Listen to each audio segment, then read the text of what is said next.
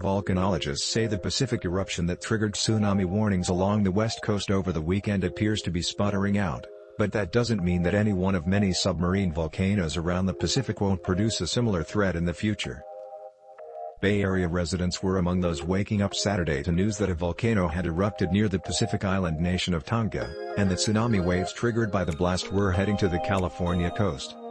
By Sunday morning, the tsunami warning had been lifted for California, but not until after it had led to closure of beaches, some precautionary evacuations and localized flooding.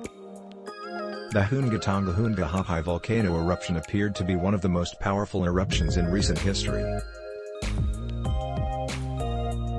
California is more accustomed to the threat of tsunamis triggered by ocean earthquakes, but it's not out of the question another volcano-generated one could hit the west coast at some point, experts say.